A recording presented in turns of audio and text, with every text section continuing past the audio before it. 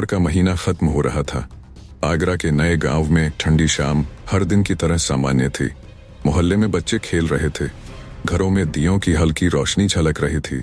हर कोई अपने अपने कामों में व्यस्त था, लेकिन किसी को क्या पता था कि यह रात एक ऐसा राज सामने लाने वाली है जो इंसानी रिश्तों की मर्यादा पर सवाल खड़े कर देगा। करण सिंह के घर में सब कुछ ठीक चल रहा था। उनका 8 साल का बेटा रौनक मोहल्ले के बाकी बच्चों के साथ खेल रहा था। रौनक अपने स्वभाव से हर किसी का प्यारा था, चुलबुला, हंसमुख और बेहद मासूम।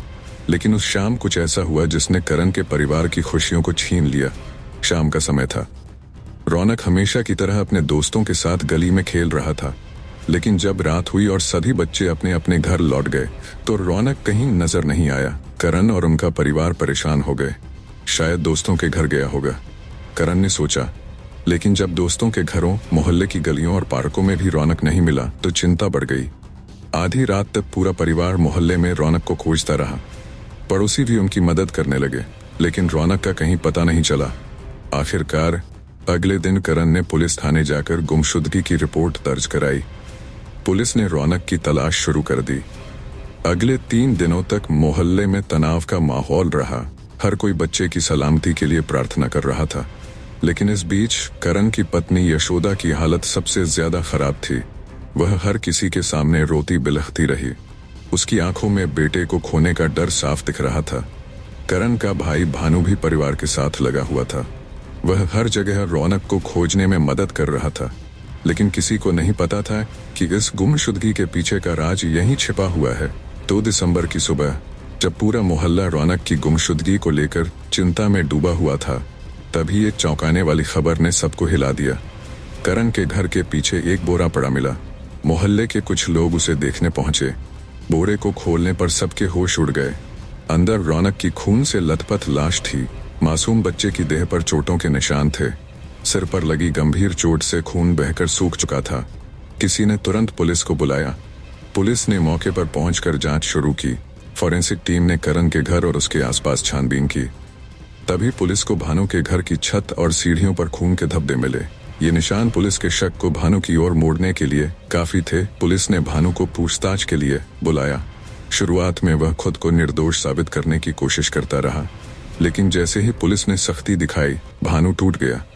उसने रोंगटे खड़े कर देने वाला सच उगल दिया। भानु ने बताया, 29 नवंबर की दोपहर में और यशोदा घर के अंदर थे। उस समय रौनक अचानक कमरे में आ गया। उसने हमें ऐसी हालत में देख लिया जिसे वह समझ नहीं पाया, लेकिन कुछ सवाल जरूर पूछ सकता था। यशोदा और मैं घबरा गए। यशोदा ने मुझसे कहा, इसे खत्म करना होगा वरना ये सबको बता देगा। ये सुनकर पुलिस अधिकारी और वहां मौजूद लोग सन्न रह गए। मासूम बच्चे को मारने का फैसला उसकी मां ने ही लिया था। भानु ने आगे बताया, मैंने पास पड़ी कपड़े धोने की मुगरी उठाई और रौनक के सिर पर वार कर दिया। वह वहीं गिर गया, लेकिन डर और गुस्से में मैंने उसके सिर पर लगातार 6-7 वार किए, जब तक उसकी जान नहीं चली गई।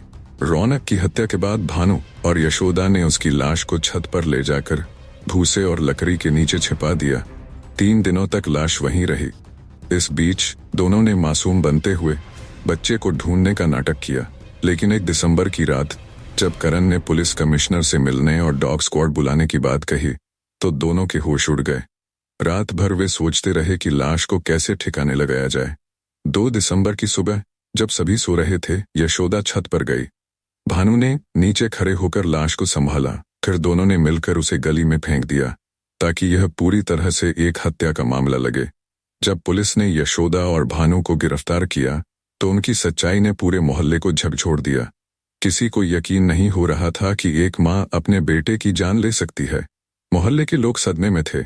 करण, जो अपने भाई और पत्नी पर आंख मूंदकर भरोसा करता था, इस विश्वासघात से टूट चुका था। रौनक की हत्या ने सिर्फ एक मासूम की जान नहीं ली, बल्कि रिश्तों की पवित्रता को भी कलंकित कर दिया। माँ, जिसे बच्चे का सबसे बड़ा संरक्षक माना जाता है, वही उसकी सबसे बड़ी दुश्मन बन गई।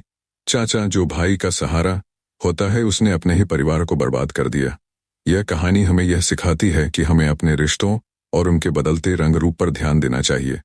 रिश्तों में प्यार, सम्मान और भरोसा होना चाहिए, न कि स्वार्थ और धोखा। दोस्तों, इस घटना का उद्देश्य किसी का दिल दुखाना नहीं है, बल्कि आपको सचेत करना है।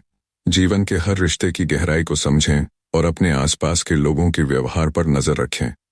अगर इस कहानी से आपने कुछ सीखा है तो इसे शेयर करें। चलते हैं, मिलते हैं एक और कहानी में। तब तक के लिए नमस्कार, जय हिंद, जय भारत।